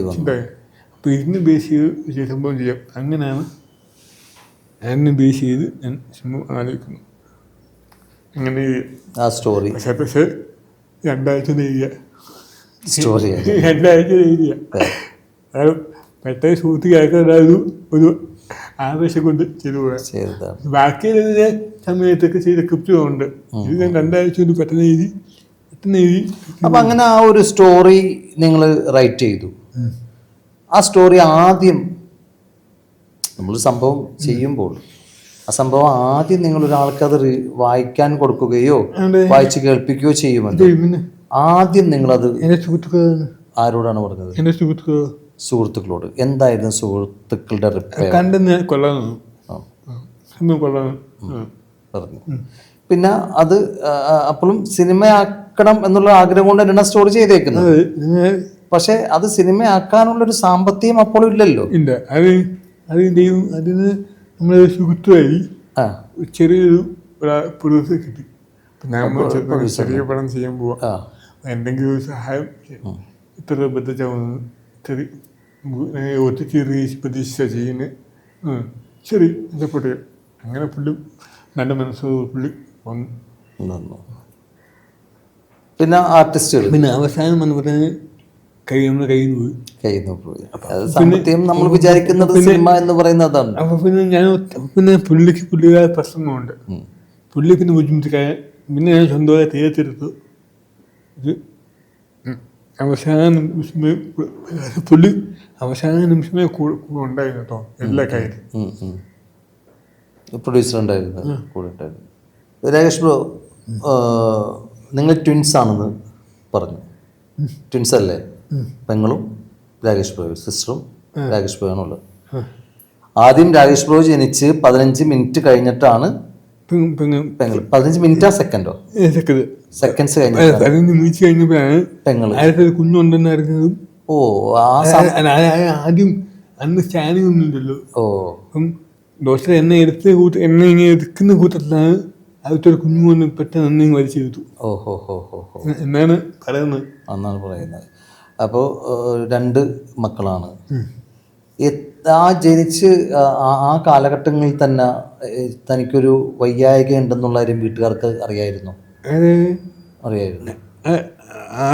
ആദ്യം ആയിട്ടില്ലായിരുന്നു. 5 വയസ്സായപ്പോഴത്തേന് എൻ്റെ പെങ്ങള് അവിടെ ഓടിച്ച് നടക്കുന്നുണ്ട്. അപ്പം ഞാൻ മാത്രം മുട്ട എഴുതുക. ഓഹോ. അങ്ങനെ അമ്മയുടെ അച്ഛൻ, അമ്മയുടെ അപ്പൻ പൊക്കും തോന്നുന്നു ഇവിടുന്ന് നടക്കാത്ത. അങ്ങനെയാണ് എന്നെ അച്ഛൻ ബാംഗ്ലൂരായിരുന്നു. ബാംഗ്ലൂരിൽ പോയി എന്നെ സ്കാൻ ചെയ്തപ്പോൾ തലയുടെ നരമ്പ് വിട്ടുപോയി. അതുകൊണ്ടാണ് ഇങ്ങനെ സംഭവിച്ചത്. അപ്പം നമുക്കൊന്നും ചെയ്യാൻ പറ്റത്തില്ല, ഇത് കാലക്രമേണ മാറും എന്നവർ പറഞ്ഞു. പിന്നീട് എൻ്റെ ഓർമ്മ ശരിയാണ് 3-ാം ക്ലാസ് വരെ അമ്മയുടെ ഒക്കത്തിനാണ് പോയത്. നടക്കില്ല, നടക്കും. പക്ഷേ ഈ കുഞ്ഞിക്കുഞ്ഞുണ്ടാവും ആ കുഞ്ഞിക്കുഞ്ഞ് നടക്കുന്നത് കാറ്റത്. അപ്പം ഓടിയാപ്പോണ്ട് വീഴും. മനസ്സിലായി. അങ്ങനെ 3-ാം ക്ലാസ്സിലെ അമ്മയുടെ ഒക്കത്തിനും പോയി. പിന്നീട് നമുക്ക് ഓരോരോ കാര്യം നമ്മൾ തന്നെ ചെയ്യേണ്ടത്. മനസ്സിലായി. തന്നെ കുറച്ച് കായ് നേരെ നടക്കാനും ശ്രമിച്ചു. എങ്ങനെ ശ്രമിച്ചു 2-ാം ക്ലാസ് കഴിയുമ്പം ഞാനും പെങ്ങളും മുമ്പ് ഒറ്റയ്ക്ക് ബസ് കയറി വരാൻ തുടങ്ങി. അങ്ങനെയാണ് ട്രെയിനിങ് മുട്ട അമ്മ എന്നെ കൊണ്ട് ചെയ്യണം, ഇങ്ങനെ ചെയ്യണം, എല്ലാം ചെയ്യണം, തുണി നേരെ കഴിപ്പിച്ചു. അപ്പൊ ആ ഒരു കാലഘട്ടത്തിൽ അമ്മയുടെ ഒക്കത്തിരുന്നിട്ടാണ് സ്കൂളിൽ പോയിരുന്നേച്ചത്, പുറത്തു പോയിരുന്നേച്ചത്. ഇന്ന് ഒരു ഡയറക്ടർ കസേരയിൽ നിങ്ങളിരിക്കുമ്പോൾ നിങ്ങൾക്ക് എന്താണ് ആ അമ്മയോട് പറയാനുള്ളത്, അമ്മക്ക് കൊടുക്കാനുള്ളത്? ഒരു വാക്കുകളിലൂടെയാണെങ്കിൽ പോലും. വാക്കുകൾ പറയാൻ പറ്റത്തില്ല, നമുക്ക് ഒരിക്കലും വാക്കുകൾ പറയാൻ പറ്റത്തില്ല. നമുക്കെന്താ നമ്മുടെ ജീവിതത്തിൽ നിലനിൽക്കും, അണയാത്ത ഒരു നിലനിൽക്കും അത്രത്. പിന്നെ ഒരു വീടാകും തട്ടിമുട്ടിയൊക്കെ ഇരിക്കും. അത് വഴക്കും എന്നൊക്കെ പറയുന്നത് എപ്പോഴും ഉള്ളതാണല്ലോ. അപ്പം അതിൽ കാര്യമില്ല. എന്നാലും അമ്മ ഇപ്പോഴും വീട്ടിൽ നിന്ന് ഇറങ്ങാൻ നേരത്ത് ഒരു പക്ഷേ ഈ മകനോട് പറയുന്ന ഒരു വാചകം എല്ലാ ദിവസവും വീട്ടിൽ നിന്ന് നിങ്ങൾ ഇതേപോലെ ഓരോ മീറ്റിങ്ങുകളും അല്ലെങ്കിൽ ഷൂട്ടിങ്ങിനൊക്കെ പോകുമ്പോൾ അമ്മയോട് അനുവാദം ചോദിച്ചിട്ടല്ലേ പോണത്? അമ്മ എന്താ പറയാറ്? കാരണം ഇപ്പം പണ്ടൊക്കെ ഞാൻ എങ്ങോട്ടേലും പോവാൻ അമ്മ വിളിക്കും, എവിടെ ആയി എന്താ എന്നൊക്കെ വിളിച്ചുകൊണ്ടിരിക്കുക. ഒരു ദിവസം ഞാൻ ചോദിച്ചു, അമ്മ ഇനി എന്നെ വിളിക്കില്ല, എനിക്ക് വിശ്വാസമുണ്ട് ഞാൻ വീട്ടിൽ വരുന്നു. അത് അമ്മ ഇതുവരെ എന്നെ വിളിക്കത്തില്ല. ഞാൻ പറയും, അമ്മ ഞാൻ പോവാ, എന്നിട്ട് പോവാ എന്ന് പറയും. ശരി, ഇപ്പം വിളിക്കത്തില്ല, അറിയാം വീട്ടിലെത്തുന്നു. ആ ഒരു വിശ്വാസം നിങ്ങൾ വിളിക്കണം. എനിക്ക് ഈ സമയത്ത് എനിക്ക് പറയാനുള്ളൊരു അഡ്വൈസ് എന്ന് പറയുന്നത്, നിങ്ങൾ വിളിക്കണം ഇടയ്ക്ക്. എന്താണെന്ന് വെച്ചാൽ ഇടയ്ക്ക് നിങ്ങൾ ഈ പറഞ്ഞ പോലെ തന്നെ എൻ്റെ മദർ എന്നെ വിളിക്കും ഇടയ്ക്ക്. ഞാൻ എന്തെങ്കിലും തിരക്കിലാണെന്നുണ്ടെങ്കിൽ സ്വാഭാവികമായിട്ട് നമുക്കൊരു ദേഷ്യം തോന്നാം. ദേഷ്യം എന്ന് വെച്ചാൽ വേറെ ഒന്നും, അതായത് വിളിക്കാന്ന് വെച്ചാൽ ഒറ്റ വിളിയായിരിക്കില്ല വിളിക്കുന്നത്. ചിലപ്പോൾ 2 വട്ടം 3 വട്ടമൊക്കെ അടുപ്പിച്ച് വിളിച്ചുകൊണ്ടിരിക്കും. നമ്മൾ തിരിച്ചു വിളിക്കുമ്പോഴാ കോള് ബിസി ആയിരിക്കാം. പക്ഷെ ഇന്ന് ഞാൻ അത് ഓർത്തിട്ട് ദുഃഖിക്കുന്നൊരു ആളാണ് ഞാൻ. കാരണം എനിക്കിപ്പോൾ ആ കോള് വരാനില്ല. കഴിഞ്ഞ മാസം 16-ാം തീയതി എൻ്റെ മദർ മരിച്ചു, അറിയാലോ. ഇപ്പോഴും ഞാൻ ആഗ്രഹിക്കുന്നുണ്ട് ആ ഫോണിൽ നിന്നൊരു കോള് എനിക്ക് വന്നിരുന്നെങ്കിലെന്ന് ഞാൻ മനസ്സിലാക്കിയിരിക്കുന്നുണ്ട്. എന്ന് പറഞ്ഞ പോലെ വിളിക്കണം അവരെ. നമ്മൾ വിളിക്കും. പലരും ഭയങ്കരമായിട്ട് വിളിക്കില്ല.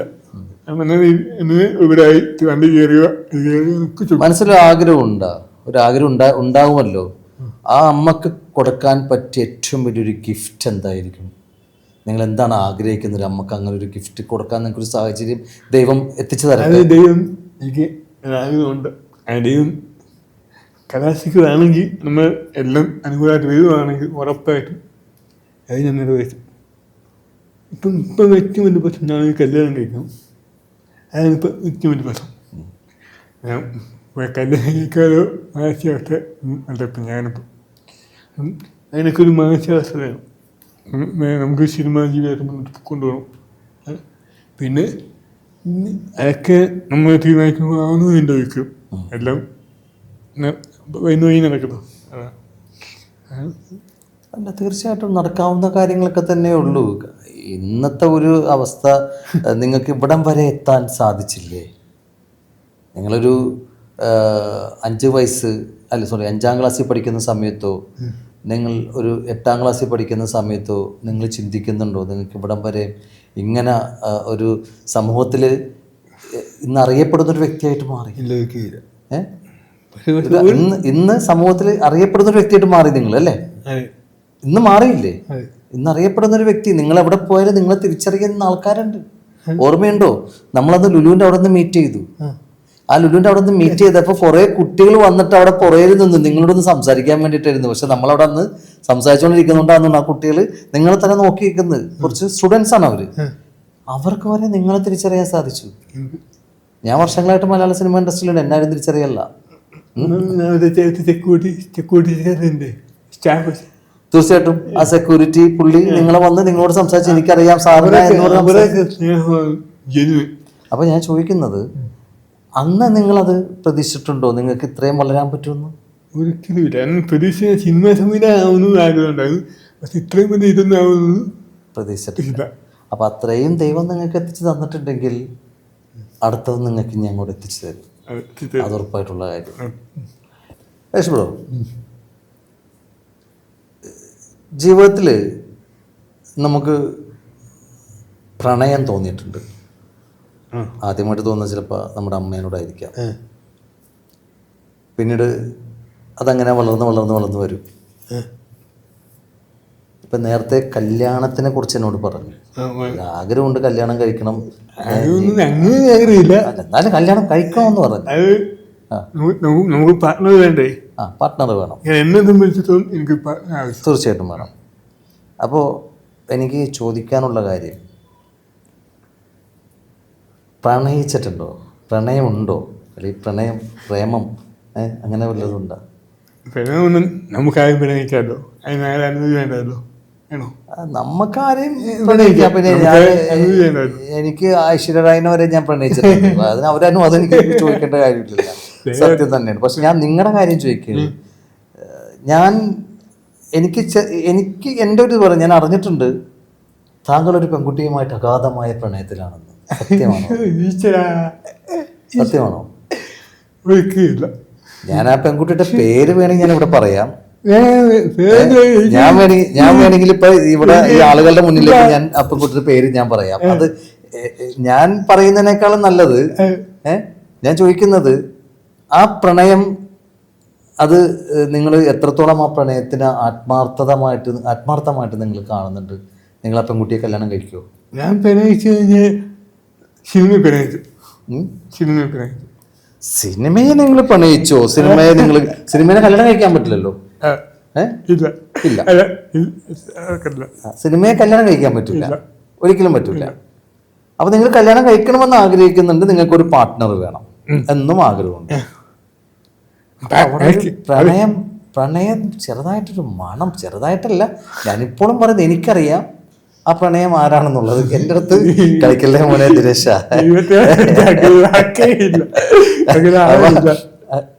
ആ പ്രണയം നിങ്ങൾക്കൊരു വൺ വേ ആയിട്ടാണോ അങ്ങോട്ടുള്ളത്, അല്ലെങ്കിൽ ആ കുട്ടിക്കറിയോ? ഞാൻ പ്രണയിച്ചിട്ടുണ്ട്, അങ്ങോട്ട് പ്രണയിച്ചത്. പക്ഷെ ഇങ്ങോട്ട് അറ്റപ്പായിട്ട് ആരും ലൈഫ് വേണത്തില്ല. ഞാൻ ഇപ്പോഴും ചോദിക്കുന്ന ചോദ്യം അതല്ല. ഞാൻ ചോദിച്ച ചോദ്യം വെച്ചിട്ടുള്ളൂ. ഞാൻ പറഞ്ഞത് ഇപ്പൊ നിങ്ങൾ പ്രണയിക്കുന്ന ആ പെൺകുട്ടിക്ക് തിരിച്ച് നിങ്ങളോട് ഇങ്ങോട്ട് പ്രണയമുണ്ടോ? കൊച്ചു കള്ള, ഞാൻ പേരെടുത്തോട് വിട്ടാ. അപ്പൊ ഞാൻ പിണയ്ക്കുന്നില്ല. കാരണം ഇപ്പൊ എനിക്ക് പിണയ്ക്കുന്ന മാനസികാവസ്ഥയല്ല. ആയിട്ട് പണം ചെയ്യും. കല്യാണം സാമ്പത്തികം വേണ്ടേ? അല്ലെങ്കിൽ നടക്കയിൽ പോയി ചാകണോ? പിന്നെ ഞാൻ അതും അറിയാം. കല്യാണം കഴിച്ചാൽ നടുക്കടലിൽ പോയി ചാടുന്നതിന് തുല്യമാണെന്ന് അതും നിങ്ങൾ പറഞ്ഞു. അതും അറിയാം. ശരി, ജീവിതം കുറേ ജീവിതമായിട്ട് കാണുന്നു. പിന്നെ ഞാൻ പെനയിച്ചൊക്കെ ഉണ്ട്. ഇതിന് മുമ്പ് ഒരു 7 വർഷം മുമ്പ് വരെ അങ്ങോട്ട് ഇഷ്ടമായിരുന്നു. അത് എന്നെ അക്സെപ്റ്റ് ചെയ്യാൻ കാര്യമൊന്നും എനിക്കറിയത്തില്ല. എൻ്റെ വഴിക്ക് പോയി, ഞാൻ എൻ്റെ വഴിക്ക് പോയി. പിന്നെ ഇത് പിന്നെ പക്ഷേ രാകേഷ് ബ്രോ, ആ 7 വർഷം മുമ്പ് നിങ്ങൾ ആ പ്രണയ കുരുക്കിൽ വീണിരുന്നെങ്കിൽ നിങ്ങൾ ഇന്ന് ഈ സിനിമ ചെയ്യൂല? ഇല്ല, തീർച്ചയായിട്ടും. അത് പ്രശ്നമില്ല. കാരണം എനിക്കൊരു സ്വഭാവമുണ്ട്. ഞാൻ എന്തെങ്കിലും കിട്ടിക്കഴിഞ്ഞാൽ അടുക്കായിപ്പോവും. അത് പ്രണയമായും എന്തായാലും. പക്ഷെ അന്നത് നടക്കാതെ പോയി ദൈവത്തോട് നന്ദി പറയുന്നു. കാരണം അല്ലെങ്കിൽ ഈ സിനിമ പ്രണയിക്കാൻ ഇഷ്ടമാണല്ലേ? പ്രണയിക്കാൻ ഇഷ്ടമാണെന്ന് ആർക്കും ഇഷ്ടമല്ലാത്ത എല്ലാവർക്കും ഇഷ്ടമല്ലേ? സത്യമായിട്ടൊരു കാര്യം. എല്ലാവർക്കും ഇഷ്ടം. ലോകത്തിലെ ഏറ്റവും സുന്ദരമായ നിമിഷം എന്ന് പറയുന്നത് പ്രണയിക്കുമ്പോഴാണ്. അത് സുന്ദരമായ നിമിഷം രണ്ടുപേരും ഇഷ്ടമാണ് പറയുന്ന ആ നിമിഷം ഉണ്ടല്ലോ, അതാണ് ലോകത്തെ ഏറ്റവും സുന്ദരമായ നിമിഷം. കാരണം എന്തായാലും കല്യാണം കഴിക്കണമെന്ന് പറഞ്ഞു, കല്യാണം കഴിക്കാൻ താല്പര്യമുണ്ടെന്ന് പറഞ്ഞു. അപ്പൊ ഒരു ചോദ്യം കൂടി എനിക്ക് ചോദിക്കാമല്ലോ. പ്രണയിച്ച് കല്യാണം കഴിക്കാനാണോ താല്പര്യം, അല്ലെങ്കിൽ വീട്ടുകാർ പറഞ്ഞ് അറേഞ്ച്? രണ്ടെണ്ണം കിട്ടിയിട്ടല്ലോ. അപ്പൊ നമുക്ക് കല്യാണം കഴിച്ചിട്ട് പ്രണയിക്കാം. കല്യാണം കഴിച്ചും പ്രണയിക്കാമല്ലോ. നിങ്ങള് നുണ പറയരുത് എന്നോട്. പ്രണയം നുണ പറയരുത്. ശരി. അപ്പൊ സിനിമയാണ് നമ്മുടെ ഫസ്റ്റ് പ്രയോറിറ്റി. അതെ, ഫസ്റ്റ് പ്രയോറിറ്റി എന്ന് പറയുന്ന സിനിമ തന്നെയാണ്. ആ സിനിമയുടെ 2ാമത്തെ ഘട്ടത്തിലേക്ക് കടക്കുമ്പോൾ, സിനിമയുടെ സെക്കൻഡ് സിനിമ ചെയ്യാനുള്ള ഒരു പ്ലാനിങ്ങിലേക്ക് കടക്കുമ്പോൾ, നിങ്ങളിപ്പോൾ ആർട്ടിസ്റ്റുകളോട് നിങ്ങൾ കാര്യങ്ങൾ കഥ സംസാരിച്ചുകൊണ്ടിരിക്കുന്നു. എന്താണ് അതിന്റെ പ്രൊഡ്യൂസർ സൈഡിനെ കുറിച്ച്? 2ാമത്തെ സിനിമയുടെ പ്രൊഡ്യൂസർ സൈഡ് സംസാരിച്ചു.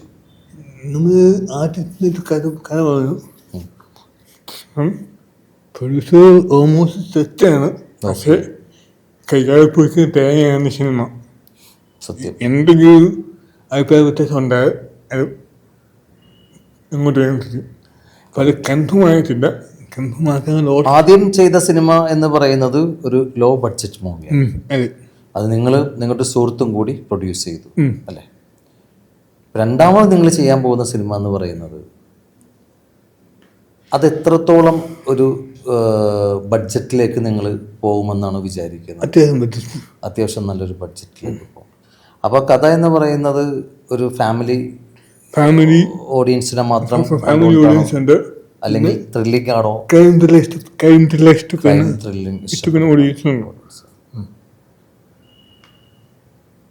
അത് പെട്ടെന്ന് നടക്കട്ടെ.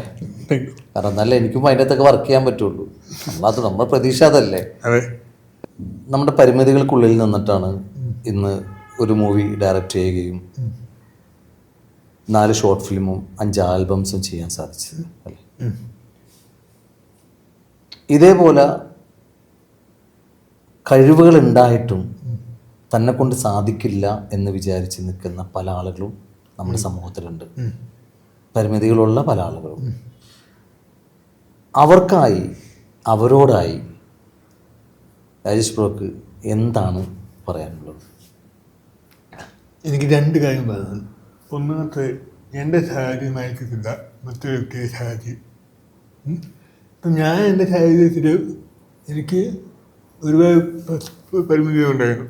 തീർച്ചയായും. പക്ഷെ വേറെ ജീവിതത്തിൽ ഇതേ സാഹചര്യം ആവണമെന്നില്ല. ഇല്ല. അപ്പം സാഹചര്യം എന്തുമായാലും നമ്മൾ പരിശ്രമിക്കുക. നമുക്ക് ഈ ലോകത്ത് ഒരു മനുഷ്യൻ വിചാരിച്ച് നടക്കാത്ത കാര്യങ്ങളൊന്നുമില്ല. പിന്നെ ഈ കുറവുകളായിട്ട് കാണാതെ അത് അനുഗ്രഹമായിട്ട് കണ്ട് മറ്റൊന്നോ എന്തും ചിന്തിക്കത്തും നമ്മൾ ജോലി ചെയ്യുക. നമ്മൾ ജോലി ചെയ്യുക, കൃത്യമായിട്ട് ചെയ്യുക. ഒരു പക്ഷേ നമ്മൾ വീഴും, പിന്നെ എഴുന്നേക്കാം, പിന്നെയും വീഴും, പിന്നെയും എഴുന്നേക്കാം. എപ്പോൾ എന്നെങ്കിലും അതിന് ഫലമുണ്ടാവും. കാരണം 13 വർഷമായി ഒരു സിനിമ ചെയ്യാൻ. ഇതിന് ഈ യാത്രക്കിടയിൽ എനിക്കൊരുപാട് ഇൻഡസ്ട്രിയിൽ ഒരുപാട് സുഹൃത്തുക്കളുണ്ട്. പക്ഷേ ഞാൻ സ്വന്തമായിട്ട് തീരുമാനം എടുത്തത് മാത്രമാണ് കളം സംഭവിച്ചത്. അതെ, കളം 24 സംഭവിച്ചത്. ഇല്ല, സംഭവിക്കത്തില്ല, ഒരിക്കലും സംഭവിക്കില്ല ഉള്ള കാര്യം.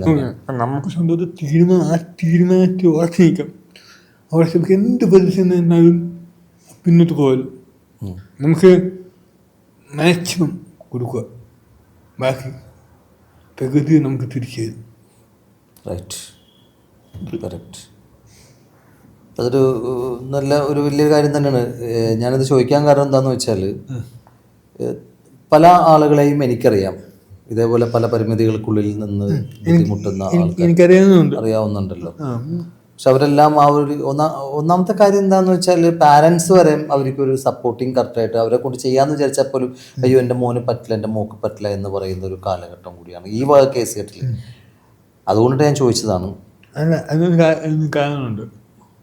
ഞാൻ എൻ്റെ ആ സമയത്ത് എൻ്റെ പഠിക്കുന്ന സമയത്ത് ഒരുപാട് പിള്ളേർ ഞങ്ങൾക്ക് ഒരുപാട് പേര് വീട്ടിൽ ഇരുത്തുമായിരുന്നു.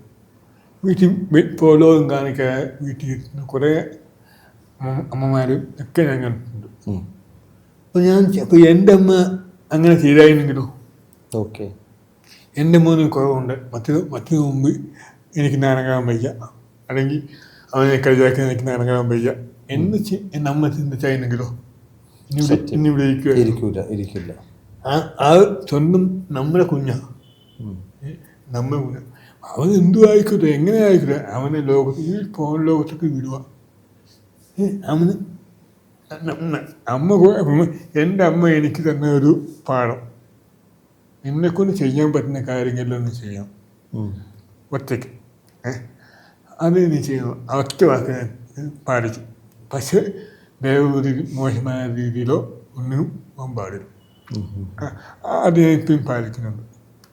അപ്പം അങ്ങനെ മക്കൾക്ക് വെക്കാൻ ഏറ്റവും വലിയ ഉപദേശമാണ്, എനിക്ക് ചെയ്യാൻ പറ്റുന്ന കാര്യങ്ങൾ ചെയ്യാം, നേരും നിറയുണ്ടായിരിക്കാം. അങ്ങനെ കൊടുക്കും. തീർച്ചയായും അത് ഒരു ഇൻസ്പിറേഷൻ ആവാം. ഇപ്പം എൻ്റെ മുൻ വയ്യാത്ത, എൻ്റെ ബുദ്ധിയില്ല, എന്തുമ്പോൾ ഞാൻ മൂലൊക്കെ എത്തിയത് അവർക്ക് എന്നെ ഞാൻ മനസ്സ് മനസ്സിലാക്കണം. സത്യമായി എന്നെ എൻ്റെ അമ്മ ആദ്യം കൊണ്ട് അമ്മയും അച്ഛനും ആദ്യം കൊണ്ട് ചേർത്തത് ബുദ്ധിമാന്ദ്യത സ്കൂളില്ല. അവർക്ക് അറിയത്തില്ല എങ്ങനെ പ്രതികരിക്കുന്നത്. ബുദ്ധിമാന്റെ ഒരു കൂശം അറിയാലോ, ബുദ്ധിമാനും തിരക്ക് ഇതൊക്കെ അവരെ കൊണ്ട് ഒട്ടിച്ച് വായിച്ചത്. അവരെ കൊണ്ട് ചേർത്തപ്പം അവരെനിക്ക് ടെസ്റ്റ് ബുദ്ധി വന്നിട്ട് ചെക്ക് ചെയ്ത് മനസ്സിലായി അത്യാവശ്യം ബുദ്ധി വന്നത്. അന്ന് അവർ മോനെ നോർമൽ സ്കൂൾ വിട്ടായി. അങ്ങനെയാണ് എന്നെ നോർമൽ സ്കൂൾ വിട്ടത്. എന്നെപ്പോലെ അന്നത്തെ കാര്യത്തിൽ നടക്കാത്ത എന്നെപ്പോലെ ഒരു നോർമൽ സ്കൂളിൽ വിടുവാനുമായ വലിയ ടാക്കാണ്. അത് അമ്മ ചെയ്യുന്നത് നമ്മൾ കൃത്യമായിട്ട് ചെയ്തിട്ടുണ്ട്. കറക്റ്റ്. അതുകൊണ്ടാണ് ഞാനിപ്പം എത്തിയത്. അതുപോലെ എല്ലാവരും അങ്ങനെ ചിന്തിക്കണം. ഇന്നത്തെ കാലത്ത് ഇന്നെൻ്റെ സൗകര്യം ഇല്ലാത്ത അന്ന് ഞങ്ങൾക്ക് സൗകര്യം കുറവായിരുന്നു. സത്യം അതൊരു വലിയ കാര്യം. എല്ലാ സൗകര്യങ്ങളും ഉണ്ട്. ഇന്ന് എന്തൊക്കെ സൗകര്യങ്ങളുണ്ട്, എന്തൊക്കെ കാര്യങ്ങൾ അതൊക്കെ പേരുവാ. സിനിമ മാത്രമല്ല, എല്ലാ മേഖലയിലും ഞങ്ങളെപ്പോലെ ആൾക്കാർ വരണം, മുൻപന്തി വരണം. ഇപ്പം IAS ആയാലും അല്ലെങ്കിൽ പല ഡിപ്പാർട്ട്മെൻ്റ് ഉണ്ടോ, അതെല്ലാം നമ്മളെപ്പോലെ ആൾക്കാർ മുൻപന്തി വേണം. കാരണം നമുക്കും സമൂഹത്തിൽ ചെയ്യാൻ പറ്റിയ കുറച്ച് കാര്യങ്ങളുണ്ട്, അത് ചെയ്യാം. അങ്ങനെ ചിന്തിക്കും. അതിപ്പം എനിക്ക് വയ്യ, എന്നെ കൊണ്ട് പറ്റത്തില്ല, ഞാൻ ഒന്നും എത്തത്തില്ല. ആ മനോഭാവം മാറ്റുക. അത് ആദ്യം നമുക്ക് കിട്ടുന്നത് വീട്ടിൽ നിന്നാണ് നമുക്ക് ആദ്യം ഇതിൻ്റെ ഒരു കിട്ടുന്നത്. അന്ന് മാത്രമേ മാനസിക വളർച്ചയും ബുദ്ധി വളർച്ചയും ഉണ്ട്. അത് വീട്ടിൽ കിട്ടിയാൽ കുട്ടികളെ കൊണ്ട് നോക്കണം എന്ന് ഞാൻ വിശ്വസിച്ചു. ഓക്കെ, സിനിമയിലൊക്കെ നമുക്ക് തിരിച്ചു വരാം. അപ്പോൾ സിനിമ ഈ വർഷം എന്തായാലും ഷൂട്ട് സ്റ്റാർട്ട് ചെയ്യുമെന്നാണ് പ്രതീക്ഷ. നല്ലൊരു ആർട്ടിസ്റ്റിനെ ഡേറ്റ് കിട്ടട്ടെ. അതും കൂടി ഞാൻ എൻ്റെ മനസ്സിലുള്ളൊരു ഇതാണ്. കാരണം നിങ്ങളെപ്പോലുള്ളവരൊക്കെ വളർന്ന് തന്നെ മുന്നോട്ട് വരണം എന്നുള്ളത് തന്നെയാണ്. അതിനാശംസിക്കുന്നു. ഇനി ഞങ്ങളുടെ ഒരു ചെറിയൊരു ചാനലാണ് JC studio, story behind U എന്ന് പറയുന്ന പ്രോഗ്രാമിനെ കുറിച്ച് എന്താണ് പറയാനുള്ളത്? ഒരു വ്യത്യസ്തമായിട്ട് ഇൻ്റർവ്യൂ നമുക്ക് ക്യാഷുവലായി സംസാരിക്കരുത്. അതുപോലെ ബാക്കിയൊക്കെ ചോദ്യങ്ങൾ ചോദിക്കുക, ഉത്തരം പറയുക. ഇതങ്ങനെ ഫീലായിരുന്നു. നമ്മൾ കണ്ടുപിടിപ്പം ചായ കുടിച്ച് സംസാരിക്കുന്ന പോലെ സമാധാനമല്ല. അപ്പൊ എല്ലാവിധ ആശംസകളും ഞാൻ അതിനേക്കാളുപരി ഞാൻ നേരത്തെ പറഞ്ഞത് തമാശക്കാണ് പറഞ്ഞത്. അത് സീരിയസ് ആയിട്ട് എടുക്കൊന്നും വേണ്ട. ഗേൾഫ്രണ്ടിൻ്റെ കാര്യം പറഞ്ഞത്. നമുക്ക് ഒരുപാട് ഫ്രണ്ട്സ് ഉണ്ട്, നിങ്ങൾക്ക് ഒരുപാട് ഫ്രണ്ട്സുകളുണ്ട്. ഞാനപ്പോൾ തമാശ പറഞ്ഞു എന്നുള്ളൂ. ഇനിയിപ്പോൾ ആ പെൺകുട്ടി ഇത് കേട്ടിട്ട് വേറെ തെറ്റിദ്ധരിക്കാൻ നിൽക്കണ്ട. അപ്പോൾ തന്നെ മനസ്സിലായില്ലല്ലേ പെൺകുട്ടിയുടെ കാര്യം പറഞ്ഞു. പെൺകുട്ടി കേട്ടിട്ട് തെറ്റിദ്ധരിക്കാൻ നിൽക്കണ്ട. അതൊരു ഫ്രണ്ട്ഷിപ്പിൻ്റെ പേരിൽ ഞാൻ ചുമ്മാ അങ്ങനെയൊക്കെ പറഞ്ഞു. അപ്പോൾ എന്തായാലും Rakesh bro, thank you very much. Thank you. By.